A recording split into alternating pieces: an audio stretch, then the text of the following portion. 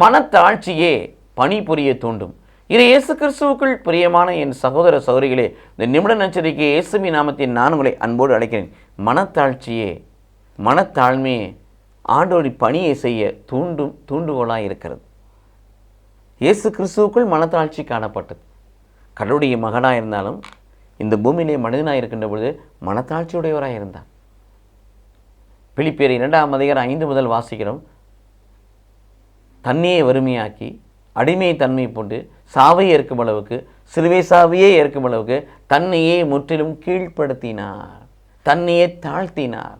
ஆகவே தான் கடவுள் எப்போ இருக்கும் மேலான பெயரை அவருக்கு கொடுத்து அவர் உயர்த்தினார், தாழ்த்தினார். இயேசு பணிவிடை பெற அல்ல, பணிவிடை புரியவும் அவருடைய மீட்புக்கு விலையாக தன்னை கொடுக்கவுமே மனிதகுமாரன் பூமிக்கு வந்தார் என்று சொன்னதை செய்தார். அன்னை மரியாதை பார்க்கும் புதிய உடன்படிக்கை பேழையாகிய முதல் ஆலயமாகிய முதல் உயிருள்ள ஆலயமாகிய அன்னை மரியாதையை பார்க்குறோம். அவளிடத்திலும் தாழ்ச்சி காணப்பட்டது.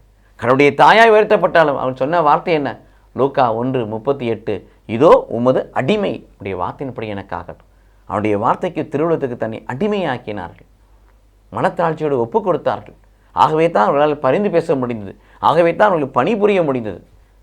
ஆகவே தன் மகனை பலியாக பகிர்ந்து கொடுக்க முடிந்தது. காரணம் மனத்தாழ்ச்சி. 3வது பிரியமானவர்களே, திருமுழுக்கு யோவானை பார்க்கிறோம். எத்தகைய மனத்தாழ்ச்சி! இயேசு முன்னோடியாக இருந்த அவர் அவருடைய மிதியடி வாரை அவிழ்க்க நான் தகுதியற்றவர். செருப்பை கூட கழட்டுறதுக்கு எனக்கு யோக்கியதே இல்லை, எனக்கு தகுதி இல்லை என்று சொன்னார். ஆகவே தான் யோவான் 3:30 அவரை குறித்து வாசிக்கிற என்ன வார்த்தை சொல்கிறார்? நான் குறையணும், அவர் வளரணும்னு சொன்னார். ஆக இந்த 3 பெயர்களையும் பார்க்குறோம். இயேசு கிறிஸ்துவுக்குள், அன்னை மரியாளுக்குள், திருமுழுக்கு யோவானுக்குள் காட்டுற மனத்தாழ்ச்சி உங்களுக்குள்ளும் எனக்குள்ளுக்கும் முடிச்சலாம். நிச்சயமாக கடவுளுடைய பணியை மனப்பூர்வமாக உளப்பூர்வமாக செய்து அவருடைய நாமத்தை மகிமைப்படுத்தி அநேகரை கிறிஸ்துக்குள்ள ஆதாயப்படுத்த முடியும். அத்தகைய வாழ்வுக்கு நம்மை கையளிப்போம். கடவுள் நம்மை ஆசீர்வதிப்பாராக. ஆமென்.